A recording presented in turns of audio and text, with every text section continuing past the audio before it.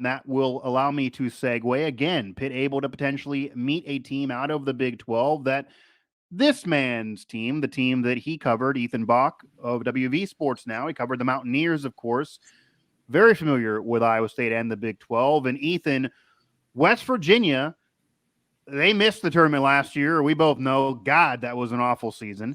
And they turned the roster around. They flipped the roster. They get in the NCAA tournament this year. It was after a real hot start in out-of-conference play. Many thought, okay, they could even be a top 4 seed, either a 1, 2, 3, or even a 4 seed.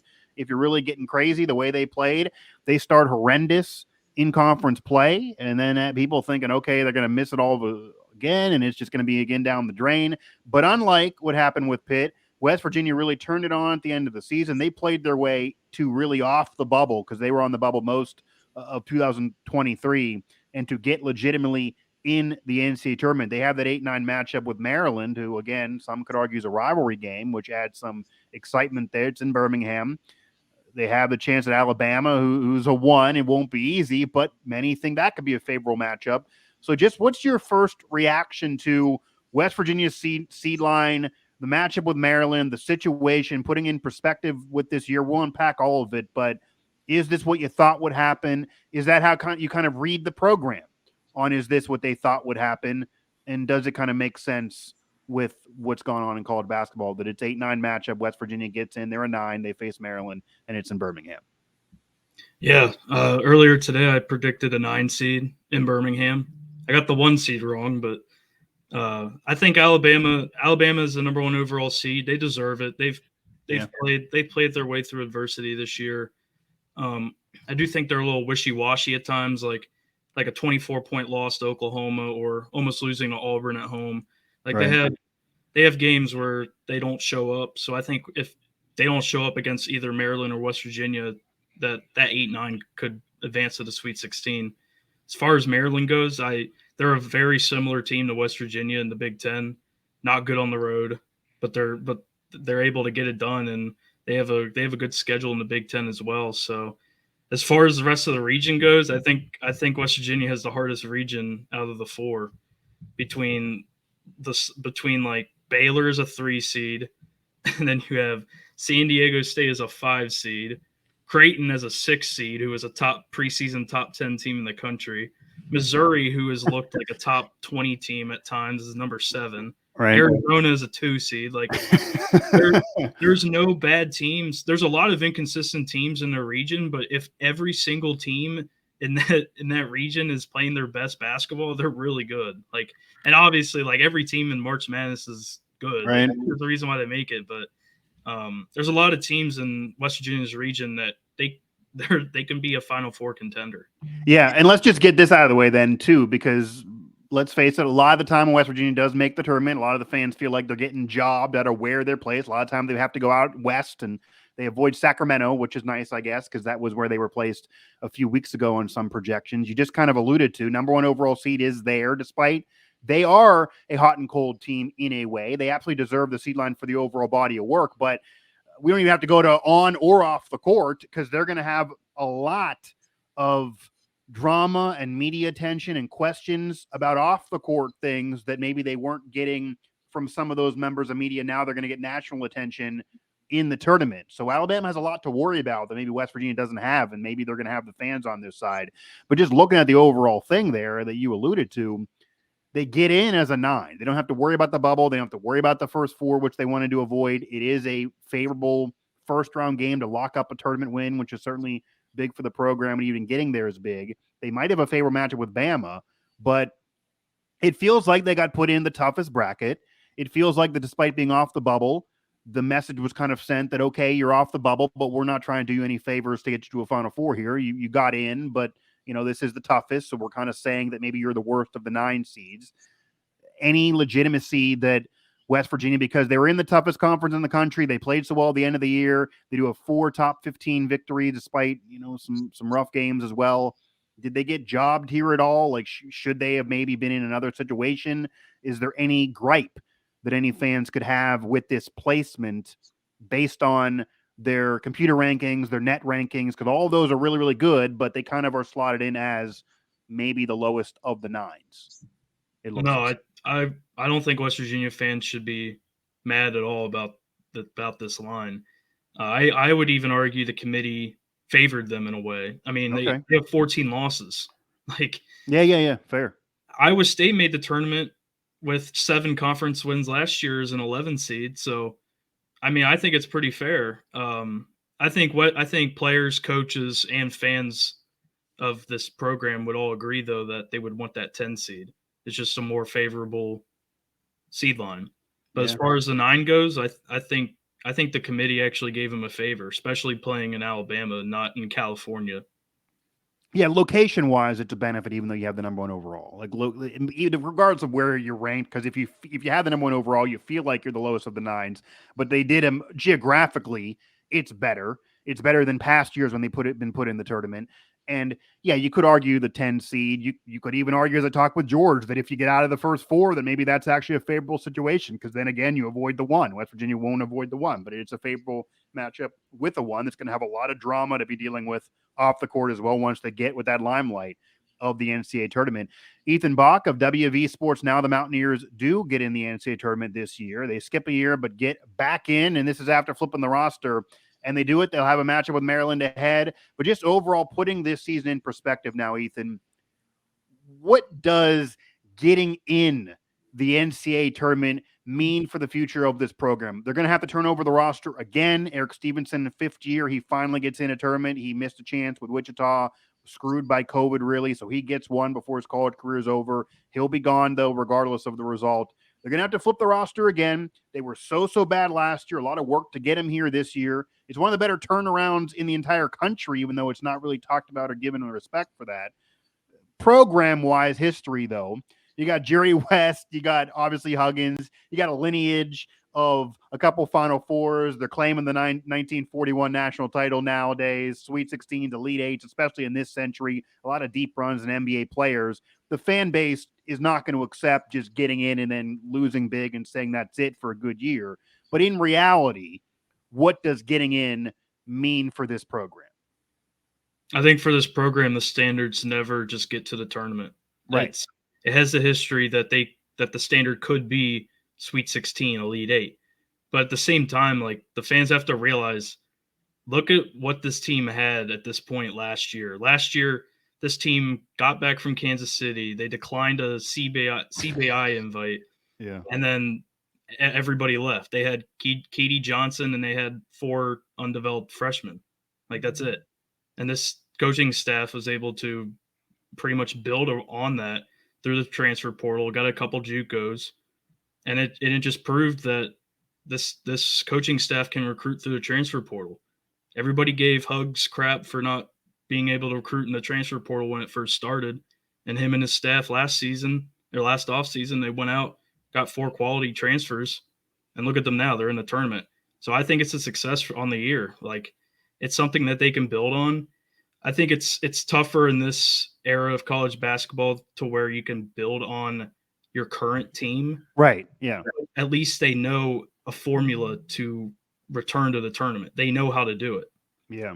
I also think, because a lot was made about Huggins as a Hall of Famer, we all get it, but they had 3 out of 4 Sweet 16 runs that ended in 2018.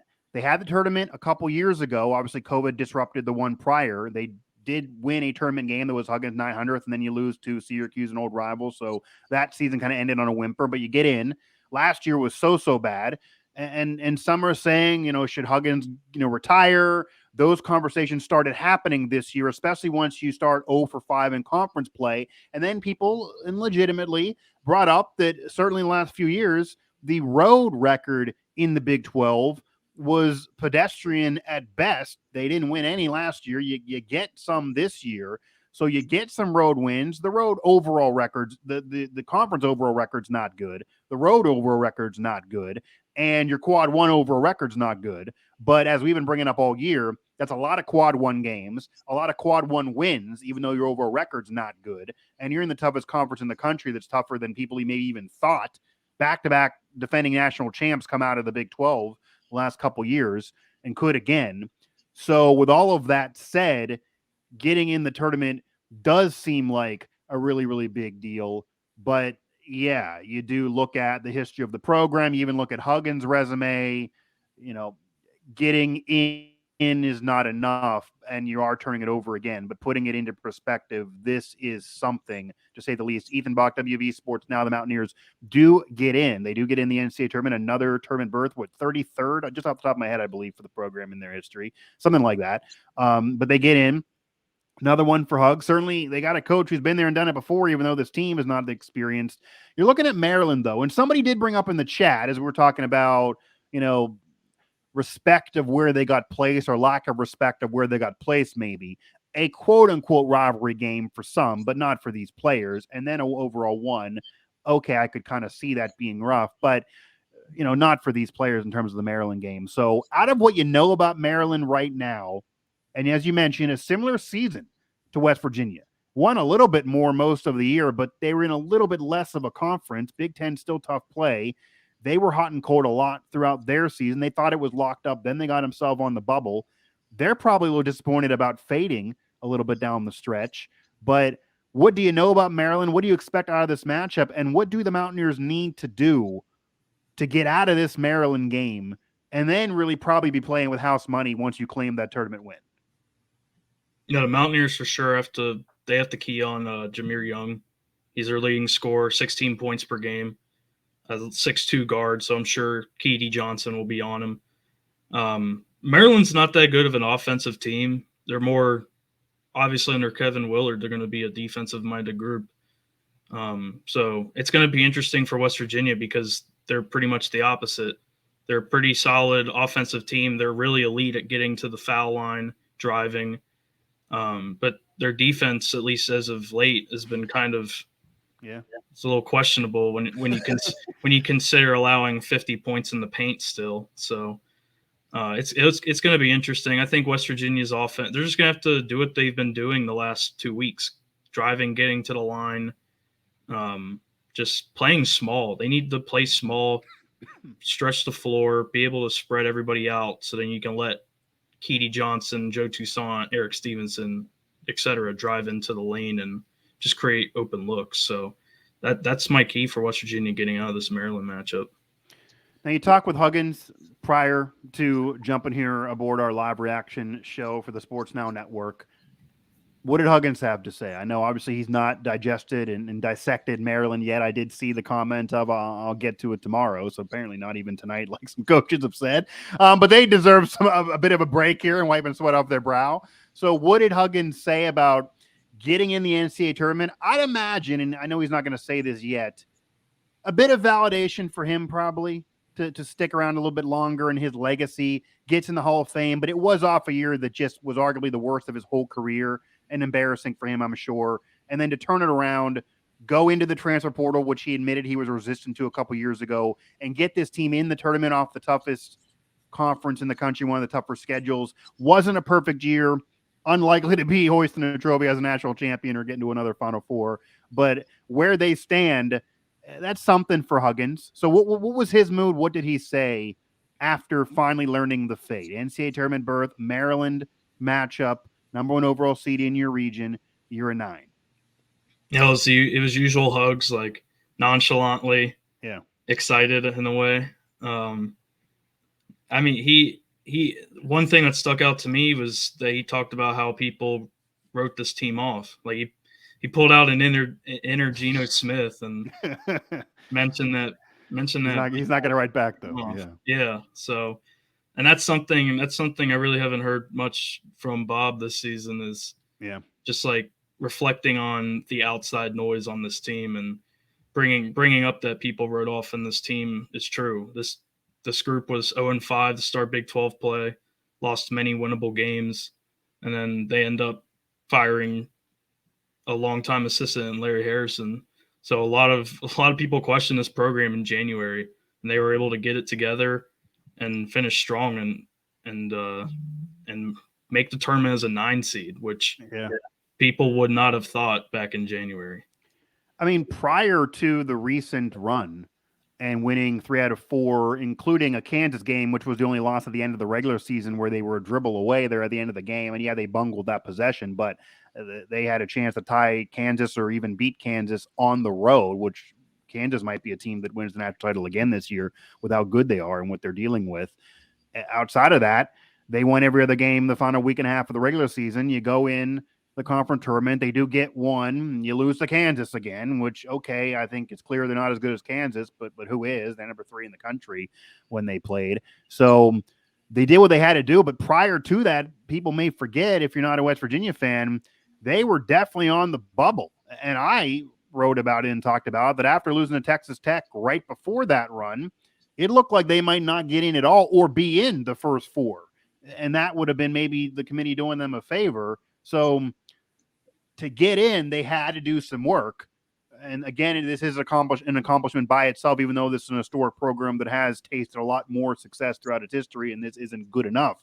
But after last year, this team hadn't gelled, and what did occur, opening conference play and then messing yourself up with the Texas Tech bad loss that almost put you off the bubble in a negative way, this is something to get there. So it's nice to see Huggins also giving a vibe that this team may play with West Virginia against the world.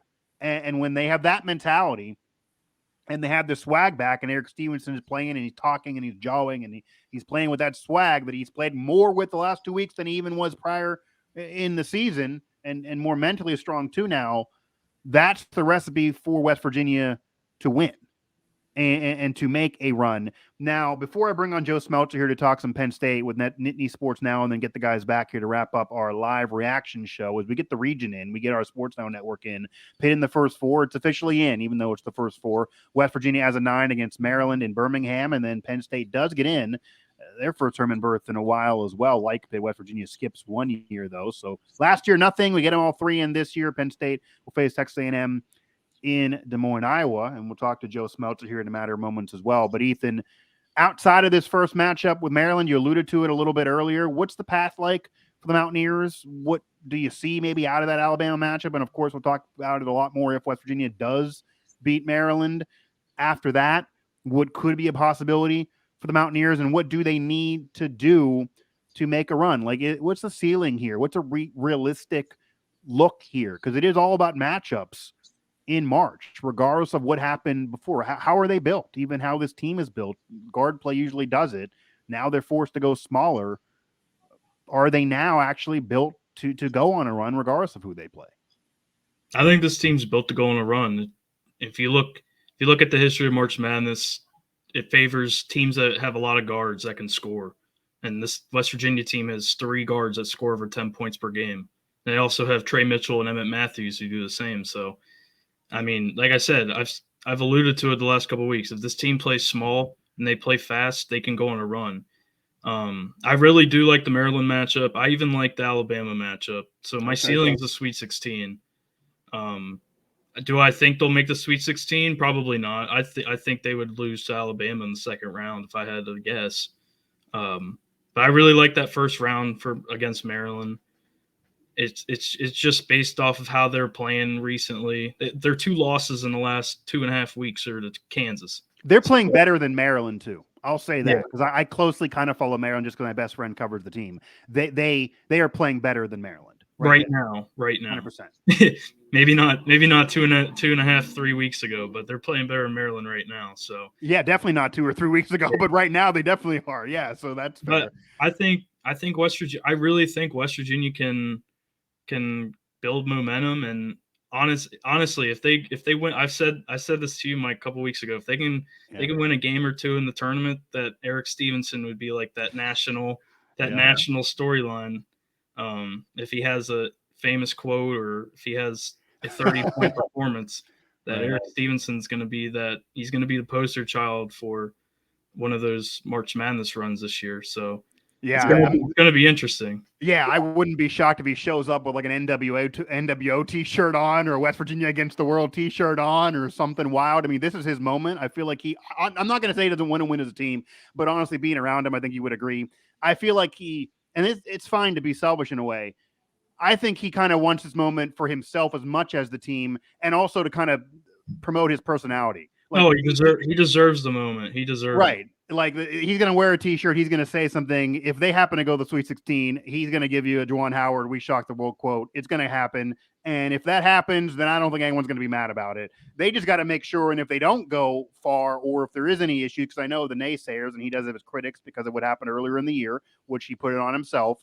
But it's his first tournament, despite a fifth-year senior. He'll admit this, blown a game earlier in this year to put him on the bubble at the time for how he mentally unraveled. He needs to play composed, because if he gets too excited with worrying about his personality and getting in foul trouble, etc., that is what could have West Virginia lose to Maryland, have this go off the rails, not have it be a run that anyone remembers, and kind of ruin the notoriety of at least getting in and kind of staying this. But